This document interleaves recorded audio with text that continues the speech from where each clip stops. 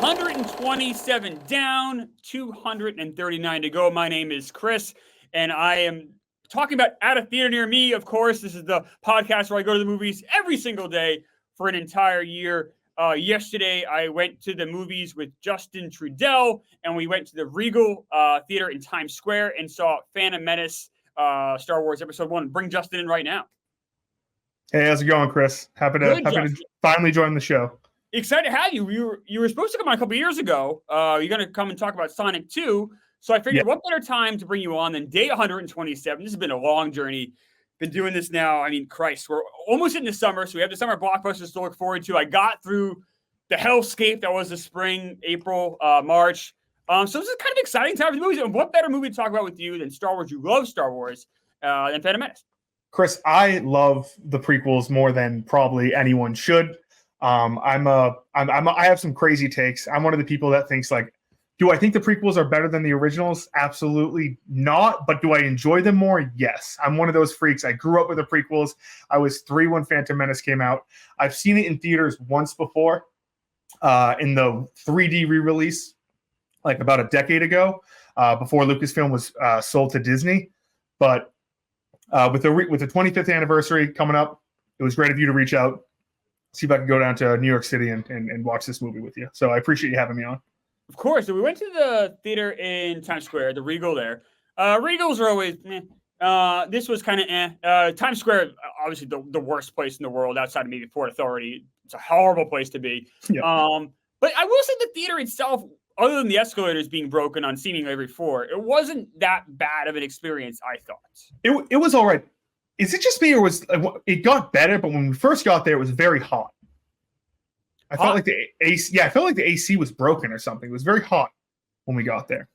I noticed that there were 2 people in the theater when we began, and then when I went to the bathroom, and came back, 2 of them had vanished. And then I think another person replaced them. So like it was a weird, odd crowd there as far as people either vanishing and then showing up late, or I don't know. Maybe it was a very odd. So when we got it, I just saw when we walked in, there was someone fast asleep during the previews. They were just completely like out like a light. Oh, I love that. Yeah, it's New York City for you. That would be right. People probably like buy one movie and just like homeless people just like spend the entire day in movie theaters, which I would do if I was homeless. I've actually heard that was a thing with the movie pass, is that they were using, like, they would get a movie pass and then they would just go see movies all day and sleep, and it's warm. Yeah. And like, people leave popcorn stuff on the ground, like, not, I don't mean like on the floor, but like people will leave like snacks. Oh yeah, totally. It's probably a feast there. This movie is, so I saw this movie in the theaters when it came out. I was so excited to see this. I loved the first 3 Star Wars. Grew up with those. My dad loved Star Wars. My dad, one of the sad things is my dad was desperate to see these movies and died. He died in 94. He never got to see these movies. I will say though, after seeing the second prequel, I told my sister, I'm glad my father's dead. I'm glad Dad is dead, because he would have hated these. He would have hated Jar Jar Binks. So like, I would sometimes, like, every once in a while, my dad around the house would be like, those fucking Ewoks. Like he hated all like kind of the kiddie stuff. Yeah, if he hated the Ewoks, he would have despised Jar Jar. I hate Jar. There's parts of this, so I don't hate this movie. I really don't. There's parts of it that I think are quite good. I hate Jar Jar Binks. Like, just ruins this movie. Like, it's wild. It's like Lucas is like sabotaging himself. You said you don't mind Jar Jar, which is I don't mind Jar Jar, but also the old How I Met Your Mother thing, where it's like when you first saw Return of the Jedi, how old you were depends on whether or not you would like the Ewoks. I don't know if you ever heard that phrase. So if you were younger, like, you don't mind them for your entire life. If you were older, you fucking hated them. I think the same thing can be said about Jar Jar Binks. This was really the first time, and I've seen this movie over 100 times. I can memorize. I know things about this movie that just don't make any sense. But this was the first time when I was watching with you where I think to myself, like, oh, there's a lot of Jar Jar in this. I'm watching it and I'm like, oh, here's just a Jar Jar scene that just does not need to be in here. It doesn't add to the plot. Even parts that I like with the whole, like, oh, big Gooba fish. Like, there's no reason for, like, for the bongo to break down just for Jar Jar to freak out. Right. Yeah. There's a lot there's just a lot of Jar Jar in this movie. That's but I don't mind him. I find him funny. I could see how if he had a big role in the second and third movie, like I understand why Lucas like went with less is more in the next couple of movies with Jar Jar. Yeah, I mean, critics hated it at the time. Yep. It's also it's a very odd movie. So you have Liam Neeson, who's playing this very serious, which I think is the right approach. Of course. Yep. You have Ewan McGregor, who's having a bit more fun with it, but still pretty serious. Natalie Portman, who's serious as fucking cancer in this movie. She's not playing around. And then you have this Jar Jar Binks running around saying, "You squeeze me," and like this weird, like, what is it? It's such a weird movie. It's a very strange film for a giant blockbuster. It's very bizarre. I don't know if Lucas was trying to go with like hey, we do have the very serious Liam Neeson and everyone, so we need to add some like comedy in here.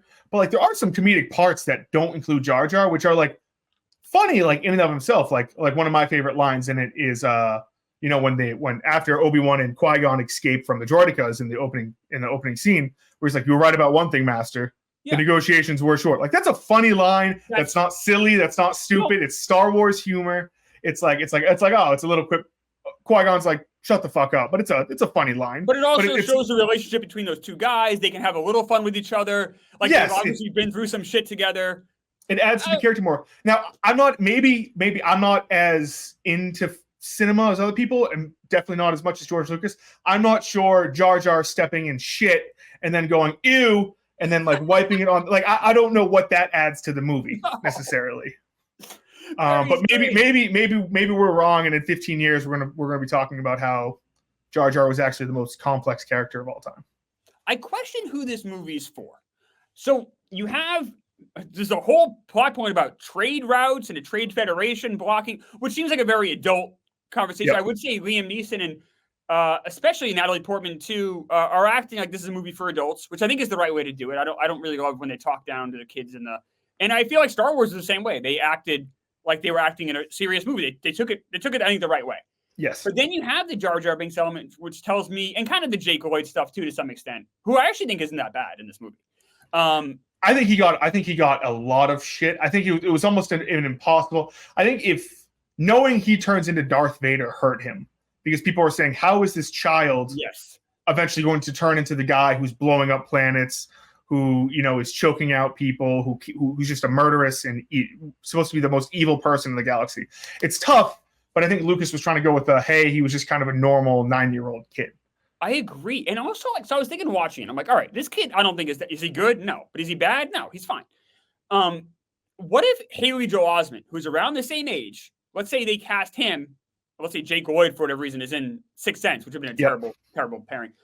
I don't know if Haley Joel Osment being like serious as a heart attack and maybe weeping at certain moments, like when he leaves his mom. I don't know if that's what this movie needs either. That would have been I think that would have been weird too. I think it's almost an impossible role for Jake Lloyd to play. It was, like I said, like if you take it as just that movie, not knowing that he becomes Darth Vader and he's just supposed to be a silly kid who's about to be a Jedi, you're like, oh, like, you're not going to walk away with it thinking like, oh, this is the greatest movie of all time.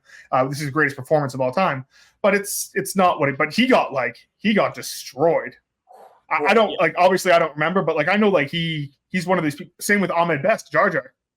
This was really like, I don't know if this was the first time, but this was like, I know the fan base like really came together and was like, fuck these people. Well, you had the internet at that point. Now, Jake Lloyd, as it's come out, ends up having some major mental health issues. And his mom has even come out and said it really wasn't about Star Wars. He had some deep rooted issues it was hereditary. It was in him anyway. The mental health stuff was going to happen regardless of Star Wars or not. And she thinks that's kind of gotten overblown. And I completely understand where she's coming from. She knows him his whole life. We know him in this little snapshot. Who are we to say? But like you're absolutely right. But the internet was this is the first time you could really especially Star Wars fans, could kind of band together and be like, I hate this Jar Jar Binks guy, or I hate Jake Lloyd, and it could almost have like a life of its own. Before that, you really couldn't do that about movies. Like back in the mid '90s, you would just kind of give me like, oh, Ewoks suck. Yeah. Yeah, you'd be like, oh, I don't like Jar Jar Binks, and your buddy might be like, yeah, me too, he sucks, and then you move on to something else but now But there was no way of telling Ahmed Best that you hate him. You know what? You could like write a letter. Now it's like there's all these. You know, this is the first like there's blogs and there's different like fan sites where people can talk about it. There were message boards. You know, like it might have been on AOL, but like there was a Star Wars message board. You'd be like, I fucking hate Jar Jar. Oh yeah, there were message boards dedicated just to hating on Jar Jar Binks. Oh, absolutely. And so like you're right. That was the first time you kind of really saw like a giant fan base have like immense hatred. Plus, I can't emphasize enough the expectation. Like I said, it was literally one of my dad's like final things he was upset about was like not be able to walk my sister down the aisle and not be able to see Star Wars. Like he was that upset about it. Did you ever see this is kind of there's a plot, I think it's called Fanboys. There's it's a movie about it's similar, it's not similar, but there was a group of friends whose one of their good friends is dying, and he has cancer, and it's about to see episode 1 is about to come out, but he's going to die before it comes out, so they go on this whole adventure and they go see George Lucas, and he's shown episode 1. That's awesome. That's awesome. It's based on a true story. I think I could be wrong, but it came out. It's a funny little stupid like B movie. That's it's exactly right though with the expectation. People were dying to see this. I mean, the last movie had come out, Return of the Jedi. I was, I don't know, 5, 4 when I saw it in the theaters. My dad dragged me, and I loved it. And you're right. That's a great point, Justin. I didn't mind the Ewoks. The Ewoks had a Saturday morning cartoon I used to watch. I didn't mind the Ewoks at all. And when I watch it now, I'm a little bit like, it's kind of annoying. But I don't have the same hatred. But you don't have the hatred for it when you first, because people who don't like Ewoks really don't like the Ewoks. Really, my dad hated them, and I was like, they're fine. I was like 4 or 5. They were made for me. But they're right. When you get a little older, you're like, but I still don't hate them. I hate Jar Jar Binks now. Yes. Because you're right. It's just like whatever the next thing. I'm sure there's stuff in Star Wars right now that you hate. The Last Jedi. The Rose character I thought was absolutely terrible.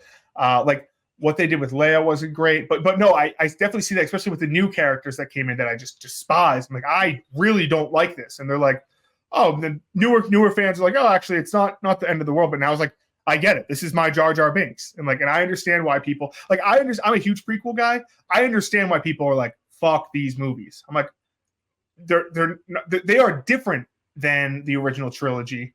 You can definitely tell that they are like 2 separate trilogies. Yeah. But like, I get why people are like, oh, I just don't like the prequels. I think it ruined Star Wars. I'm like, oh, that's a fair take. It's kind of similar how I feel about the sequels. Yeah. I think there definitely was a lot of that, especially back then. I think now with your generation getting a little older, you guys have a louder voice now, and there is some sort of defense of those 3 movies. I think the second one's terrible. I think the third one has some good moments. I think this one has some good moments. The Darth Maul I do character. Too. So I was even watching this. I'm like, you know what I could deal with? I could deal with like a lot less Jar Jar Binks and a lot more about this Darth Maul guy. He's scary as fuck. He's awesome. Like, I felt like that was untapped potential. I would have loved to have seen all the Darth Maul stuff hits for me. All of it. I would agree with that. I think he's one of the best villains or Sith in the universe, period. And George Lucas, I do think, realized that he had such a gold mine on his hands. And, Obi-Wan obviously slices him in half. He falls down the shaft. They brought him back in the Clone Wars, the TV show, and they brought him back in Rebels too. And his character is still there. He's one of my favorite characters. I do think they made a mistake by killing him off. I think the idea Lucas had was that each episode of the prequels will have a bad guy that die. Episode 1 is Darth Maul, doesn't make it. Episode 2, I know Count Dooku technically dies in the third one, but he's the main bad guy in the second one. He dies. The third one, General Grievous, and then one of each, a trait of each of those characters ends up like becoming Darth Vader.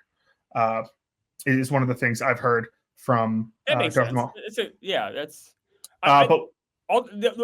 just think he's a great villain. The Duel of the Fates, the John Williams fantastic score, is all time for me. If you put together a list of what are the 10 best songs that John Williams has ever done, I would have to have that in there. Maybe be top 5. I think that song it's incredible.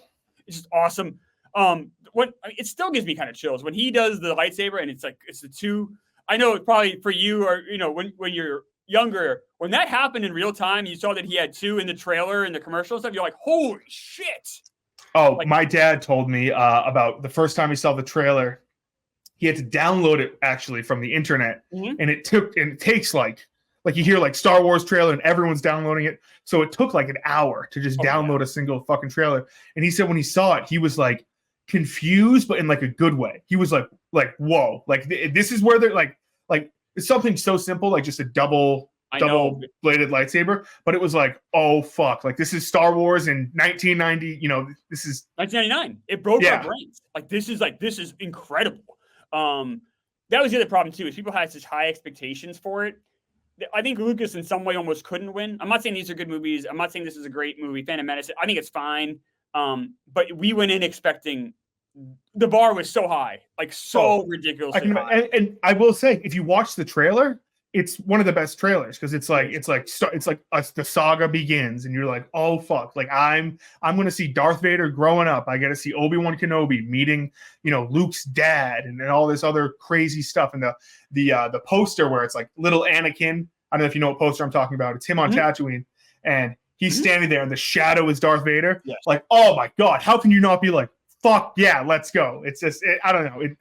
And like I never saw the trailer growing up. It was just I just had it on VHS and I would just watch it. Like, I don't remember the first time I ever watched this movie, but I just remember watching it. Same with me and Star Wars and Empire Strikes Back. I don't remember the first time I saw them. They were just always on. They're always part of my life. Like, that's all I know. Yes. I know you mentioned about how you wanted to see more of Darth Maul. Apparently, there is a rumor out there. Jake Lloyd has confirmed it, and other people have confirmed it, that there is actually a 6-hour cut of the Phantom Menace out there. Oh my god! Which I don't know. Yes, I would fucking love to see that 6-hour cut. It would just be absolute. Maybe it wouldn't be my go-to cut, but I just want to see, like, what did they cut out? Was there more of the political shit? Was there more Darth Maul? The pod racing stuff. But yeah, no, apparently it's out there. I don't mind the pod race. I know some people don't like it. Is it the greatest thing ever? No, but I think it's perfectly fine. It's a fine Star Wars scene. I don't mind that. Yes, and it's funny too. So this was the release we saw was the 25th anniversary release, but it was not the same film that was shown in theaters in 1999.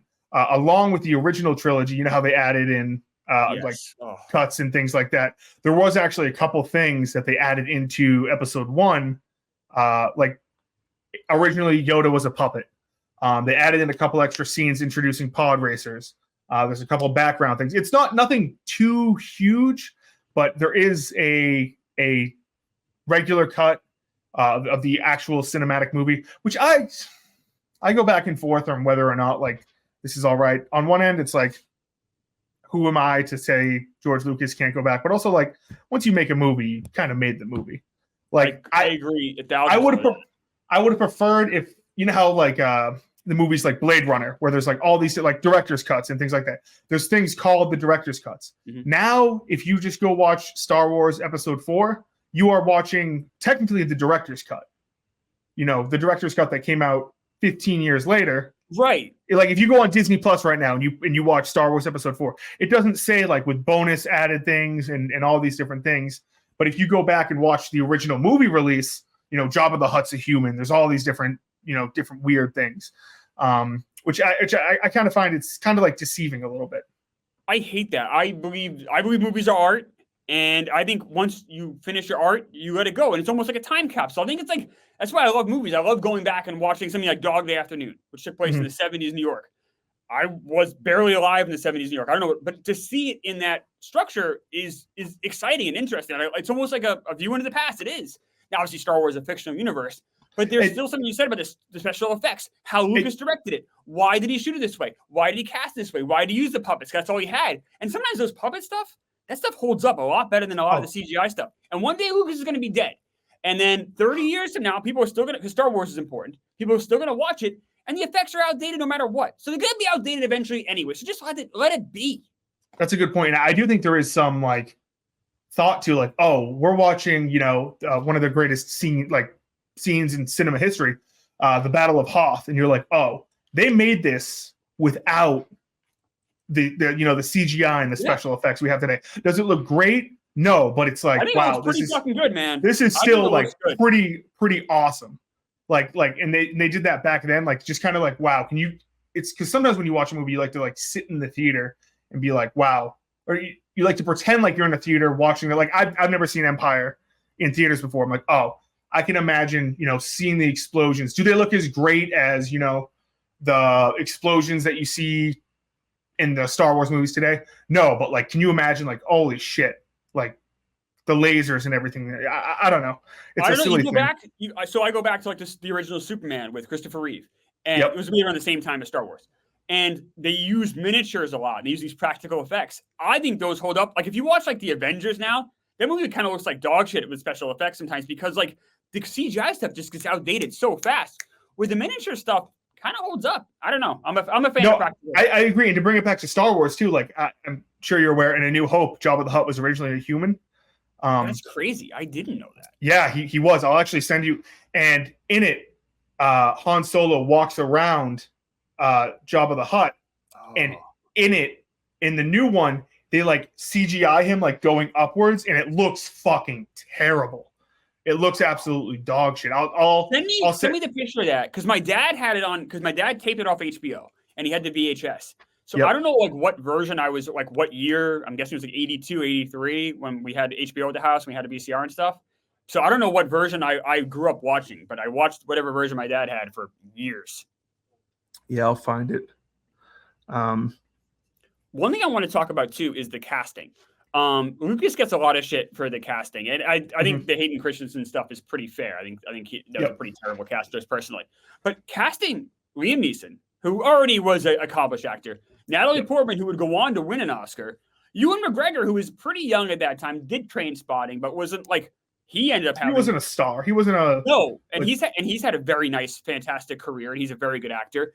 Like you look at the casting, and obviously, having like. I always mispronounce his name, Ian McDiarmid, Palpatine. That guy's awesome. Oh, he's incredible. Great bad guy. He's perfect. Like Lucas, I don't say lucked out because I know he's in the old ones, but like, man, the idea that guy was still not that he was that old, but like still alive, still a great actor, still really good, still deliver, and you could use him as your bad guy for these first three. Like that helped a lot. Yeah. I think, and then like sprinkling in some other stars there, like I know he doesn't have a huge role in this, but Samuel L. Jackson, yes, kind of just as that he has a bigger role in the next two, right? But just give it some more star power. No, I think he did a fantastic job. When he missed, but and the misses he did, obviously, it's like he missed the two Anakins. People say, with the Jake Lloyd. I know we talked about like it's tough. But it wasn't the best performance, and the Hayden Christensen. But no, I think for the most part he got the spot because I will say if the Qui-Gon character is cast badly, that can ruin the movie. Oh yeah, a big reason I like this. In some ways, I almost like this the best of the three, and a big reason why is because we're getting Liam Neeson instead of Christensen. Like I think that trade-off, if you will, is such a vast upgrade for me that and I don't know. There's something about this movie that I don't know. Someone asked me, Robbie Fox asked me. He's like, "Hey, when you saw these prequels, how'd you feel after episode 1? Were you like, oh my god, this is dog shit?" And it really wasn't. I was definitely disappointed, but I didn't feel like dog shit until the second one was over. Then I'm like, oh fuck. Yeah. The first one, I thought, I don't think it's that bad, and in some ways, not in every way. But in some ways, it's just as good for me. It's very comparable to me too, and this is going to piss off maybe some Star Wars fans, to Return of the Jedi. Like Return of the Jedi isn't as good as a lot of people say it is, in my opinion. I think we have a lot of nostalgia there for people my age. I don't think it's really up and down. The good moments are amazing. The bad moments are awful. They just run around in the woods of Ewoks for like half the movie. That's not good. No, it does definitely drag on along. Like I mean, Coleman just did a stream on Saturday where we watched all 9, and there were a couple parts. One of them was just them on Endor. We're like, oh, this is just them chilling with Ewoks for a long time. Honestly, the other thing with that movie, I know it's not the case. That movie just like looked cheap because it just felt like they're in the wood. Now the stuff with Luke and Vader at the end, that looks amazing, fantastic. Yeah. The stuff in the woods with Carrie Fisher and Harrison Ford's running around with these like, you know, guys dressed in suits in the woods for like an hour and a half. Like, what are we doing? Like this is rough. This movie, I also kind of love the way this movie looks. Like aesthetically, the way I always mispronounce it, Tatooine looks, the way Naboo looks. I just kind of like it, and I don't know. I think Lucas did a decent job with the cinematography element of it. More so than maybe any other movie in this. There's some good scenes in the third one too, the way it looks. Yes, but also like I think they use a lot of real life sets for this movie too. They like actually went to the desert. They went to Italy to film a lot of the Naboo things, which is why I think it gives such like, because in the second movie a lot of it is just a blue screen. A lot of it, like some of the Naboo stuff is, but it's like mostly open fields. This is, you can kind of see like the city of Theed. I think it's a very pretty movie to look at. And also I agree. I think like just also I think from, like we said before, the Duel of the Fates is, I think the Duel of the Fates is the best lightsaber fight in the entire saga. I think you're right. Like what's your number two? Would be Anakin. It's Anakin versus Obi-Wan in the Revenge of the Sith. That scene's great. I guess it's a great scene. The scenes where we don't have Hayden Christensen talking are usually decent. Yeah. And then I would probably go with like Vader and Luke in Return of the Jedi, or the Empire one's great. But obviously there's just not as much, not action, but you know what I mean. Like you have Darth Maul flipping around and doing all these other crazy stuff that just wasn't in the original trilogy. But yeah, no, it's definitely my favorite lightsaber fight. You know, it's a good scene, and I think Lucas did a lot of things wrong with in my opinion, these three movies. Like, there's a lot he missteps, but I think it's important to also look at like what he did right. So they kind of play it up a little bit. We finally get that scene when Anakin meets Obi-Wan, but it's quick and it's enough to make you think as a viewer, hey, this guy's meeting the guy who's going to kill him. Like that's kind of fucked up. But Lucas doesn't linger on it. He moves on quick, but he does give us the payoff of that. So a little bit of fan service of getting that special meeting when they meet, which they have Anakin Skywalker meet Obi-Wan Kenobi. Yeah. You know, it's very quick. It's not like sometimes he does that, like at the end of the movie where it's like when Mace Windu's talking with Yoda and he's like, which one was killed, the master or the apprentice? And then it cuts to like Ian McDermott, which is cool, but it's also like in the face, like, yes, there's the bad guy. Oh, there's the bad guy. He's right there. He's in front of your face the entire time. But there is some like you'll miss it. Like Anakin Skywalker meet Obi-Wan Kenobi. It's like, nice to meet you. You know, it's just yeah. And like if you're, you know, like it's not subtle either, but it's also, he doesn't linger on it. And I think some directors, we see it a lot with the DC and Marvel stuff and other stuff. Other, you know, as the last 20 years have gone on, we see more and more fan service stuff where they just like linger on it. Where I feel like Lucas did it all right. One thing I want to talk to you about too, Justin, is how this movie kind of changed. I think in a lot of ways, Phantom Menace changed films.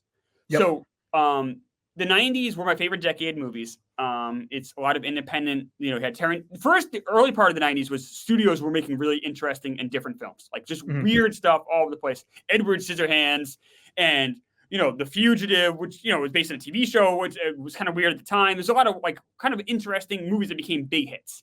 And then you had the Tarantino stuff with the independent filmmaking, which was incredible, really kind of wild stuff. Directors were calling the shots. And then this comes out. And then with this, the blockbuster really took hold again. And then that's how we got, and they're well-made movies, not my cup of tea, but like the Lord of the Rings stuff, more Star Wars, and then which then translated to more comic movies, and then Marvel. And this is the tipping point. Like this is all like, and I know they've had like, they had prequel type of things before, but like the amount of movies that come out today too that are just like, oh, this is a prequel to this, or it's connected to this. We don't get any of that without the Phantom Menace being as much of a blockbuster as it was.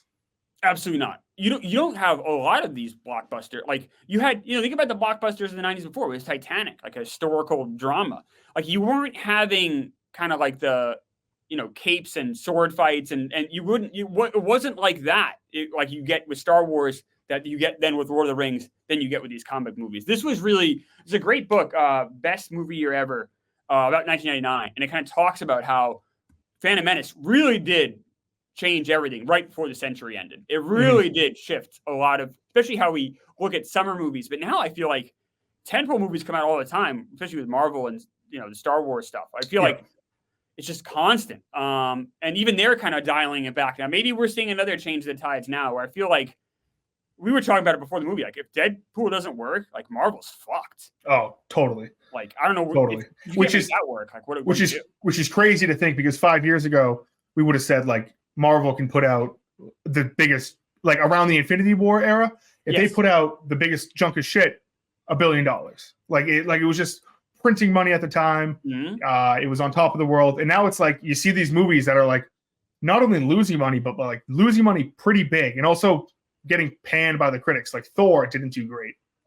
The Eternals wasn't like, and I know the pandemic had a little bit to do with these things, but there really hasn't been a big. Yeah, people didn't like Captain Marvel. I know that. Yeah, but like the Marvels that came out, but then like they also show like, hey, we can also still do it with the new Spider-Man movie that made $2 billion in the worldwide box office. Right. So it's weird. It's not. It still has the potential to be the home run. Like that, the home run potential is there, but it's not a guarantee anymore. And so I completely agree. I do want to stop you right there, Justin, before we get to our one of our last points here. I do want to mention this show, of course, is brought to you by Griffin Lock and Key. I can't say enough good things about Griffin Lock and Key. Brian came to my house and helped me. I had a kind of a loose doorknob. He helped me tighten it, make sure that lock was safe. I felt like a more secure homeowner back when I owned a home. Brian will definitely help you out. Please go to Griffin Lock and Key. It's www.griffinlock.com. Is that right, Justin? I believe it is, right? Griffinlock.com. Yes, griffinlock.com. I sent you the ad copy, as I do with every guest. Please, Griffin Lock and Key, go check them out for all of your locksmith needs. Justin, where does this movie rank in the 9 major Star Wars movies for you? Oh, you're gonna hate this. Like I said, the best movie, it's not. Like I'm dumb. I love, like, Empire is a great film. It's I don't want to call, I hate saying like a smart person film, but it's like, it's well put together. There's great plot points. The Phantom Menace is my second favorite Star Wars movie, behind Revenge of the Sith. And I am 100% nostalgia. I watched it growing up, and it was like my favorite movie.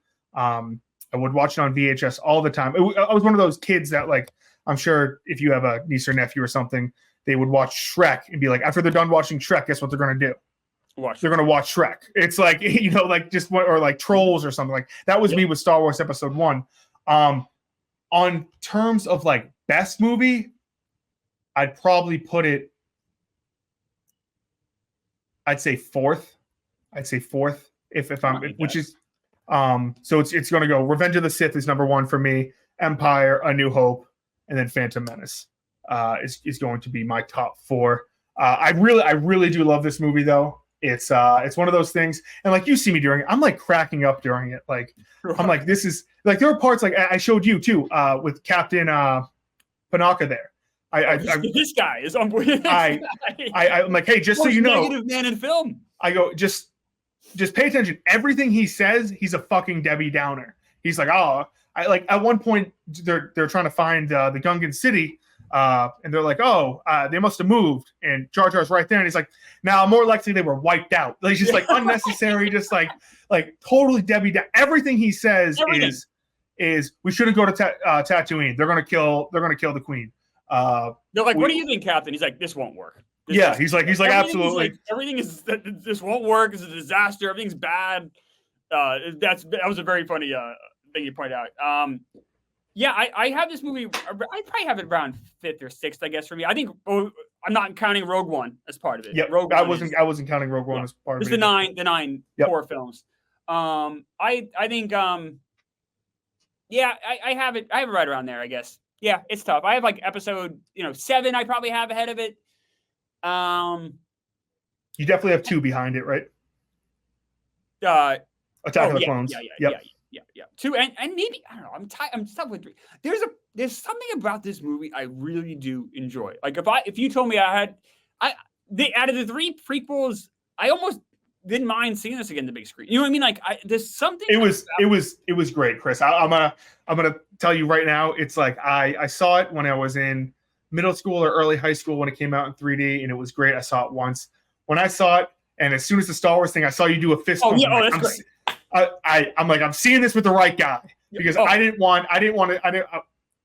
I can't go see a Star Wars movie with someone who's going to be like, I didn't understand that, or that was stupid, or why did the space thing doesn't make any sense? Like when you fist pumped, I was like, okay, Chris is into this. I'm into this. Like, let's go. Like, we're gonna have a good time.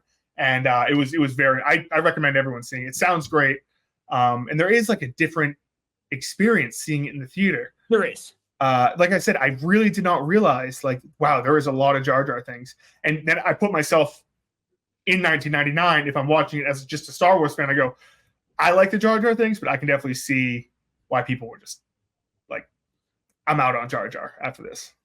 Yeah. No, as an adult watching it, it was rough. But then you have, like I said, the excitement of like the Darth Maul stuff. And like this, and also seeing him on the big screen again. I hadn't seen the movie in the theaters since it came out. You forget how scary he looks and how much of a badass he is. Like, he's kind of a terrifying figure to have. I asked earlier, who's this movie for? You have Jar Jar, who's just like this Disney clown. Then you have someone who's pretty scary in Darth Maul, and they're talking about taxes. So, like, I don't know, like, who this movie's for. Yeah, exactly. That's really the debate with Star Wars. That's not even George Lucas knows the answer to that. Sometimes he'll be like, yeah, it's for kids. Everyone should just shut the fuck up and just appreciate it. But then you're like, it is, I guess, but like, is it really for kids? Just because it's like kid appropriate and they're not like, there's not like a murder or like an extreme, like, graphic death scene or something like that. It's like people are still getting cut in half. You see blood, you see, all these different things. That's kind of like scene in the Senate floor, which I think the way Lucas designed that is awesome. With like they're all in these little pods and they all can go down. Like, that's just a cool image. Like, there's a whole scene where they're on the Senate floor talking about who's going to run the Senate. Like, that's not a kids movie topic. It's just not. Exactly. And then there's other scenes where, like I said, Jar Jar's stepping in poop and you're supposed to be like, haha, or Jar Jar's eating apples with his tongue and you're like, oh, ha ha ha. Like, that's supposed to be like oh, that's funny. I want to give a shout out. What's the lady's name who plays the mom? Shmi? Anakin's mom. Yes. Let me find this lady's name here, if I can. Of course, now I'm looking at it. I can't find it at all. I'm sorry. Pernilla August. I don't really know her work at all. I haven't seen her. I think she plays this really well. She doesn't overact. It's not too much. She has scenes with Liam Neeson and can hold her own. Mm-hmm. Like, it's a small part, and it's not like incredibly important. After this movie ends, you don't really ever think of her again, do you? Unless I'm wrong, dude. Not really. I mean, she comes back in the second movie for a little bit, and she does a decent job. But no, you're never like, oh, I wonder what. You're never like, because like in the world of Star Wars, you always like to think like, oh, what are these characters doing? You don't really think that with Shmi Skywalker. You're just kind of like, oh yeah, it's such a sad life. She's a slave. She has this son that may or may not be almost like a Christ-like figure. Yep. Which also, like, we get it, Lucas. That's a little on the nose too. Yeah, the boy has no. It's like, okay, yeah, we get it. He's Jesus Christ, like. But I guess maybe he didn't want to have the father be a character. But I guess you could have killed the father off. I don't know. That whole thing is very bizarre. But she, honestly, I give the actress credit. She says it with such sincerity, you almost believe her, and it's like, all right, I can kind of like see, and you kind of see where she's coming from, which is a tough thing to do in such a small part when you have big name actors on the screen. Yeah, Natalie Portman, Liam Neeson, these fucking androids running around pod racers, and yet she does a good job.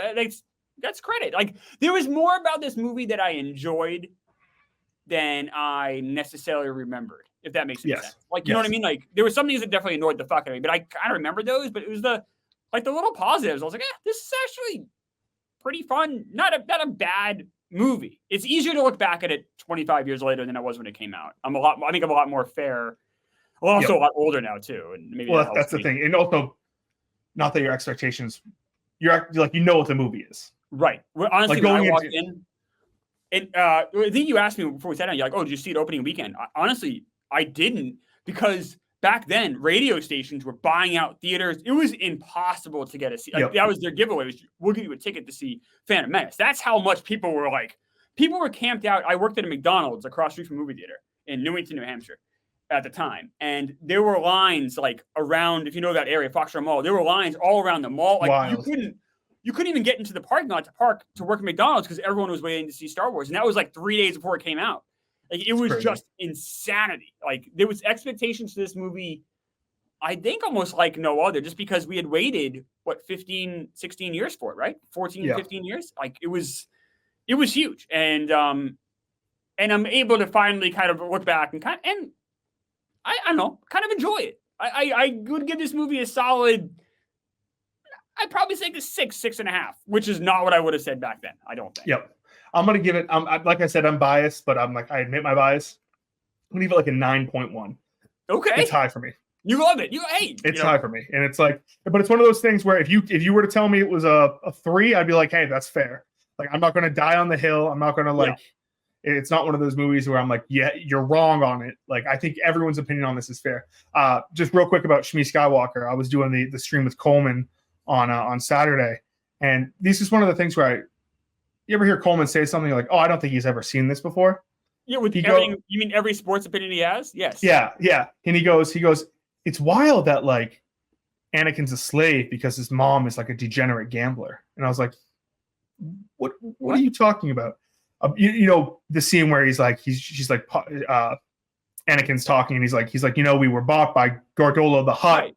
And then we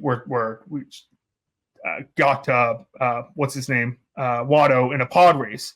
Right. Coleman thought that Anakin's mom bet herself and her son as slaves on a pod race, and they lost. That's why they're slaves. And I had to explain to him, no, she's not a degenerate gambler, gambling the life of her child and herself to slave to the life of slavery. They were always slaves. And that's how they they were no longer a part of the Hutts. They were in Watto's, which is just.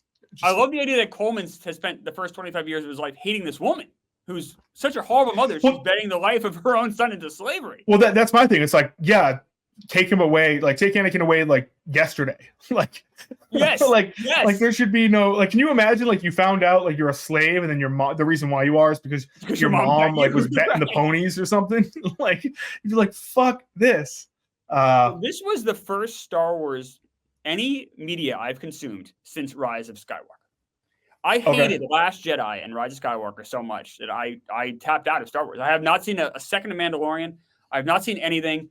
Seeing this with you got me excited about Star Wars again for the first time in 5 years. So I think I might actually like this summer sit down and watch Mandalorian. Yeah, I'll let you know on because there are some things. Mandalorian's one you should definitely do, but there are some things that you can just absolutely skip. Yeah, there's some stuff that I'm not going to be. But like I know Mandalorian. Everyone I talk to that like has nothing but high. When Mandalorian's good, it's great.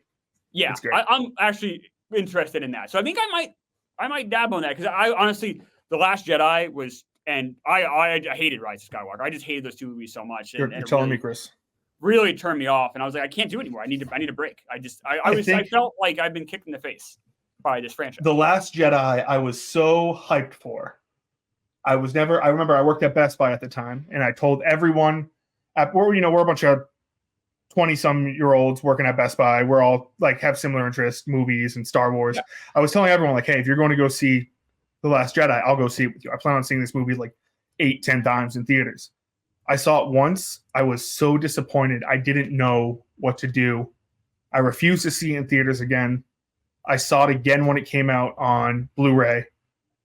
And then I think I watched it one other time, and then I watched it again. So it's one of those things where it's like I've seen pretty much every Star Wars movie 100 times.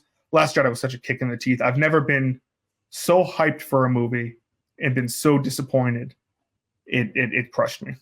It was a terrible, and then I really hated Rise of Skywalker. I did too. I thought it was them trying to play catch up because The Last Jedi just fucked things up completely, absolutely. And see, the thing is not to get into a whole Last Jedi rant, but I don't mind Rian Johnson as a director. Me either. Breaking Bad. Look at some of the stuff he's done. It's been fantastic. Breaking Bad. I think Looper is fantastic. Looper's great. And then. So I was really excited for it, and then I saw The Last Jedi, and I thought it was almost as if he was like someone bet him like, "Hey, I bet you can't fuck with Star Wars," and he said like, "Watch me." but we're not here to talk about The Last Jedi. We're here to No, that's it. Be back tomorrow, obviously, with another movie. I continue my quest. It's tough, leap year, but I'll be, trying to see another movie tomorrow. But thanks for joining me, Justin. And until tomorrow, at a theater near me is closed.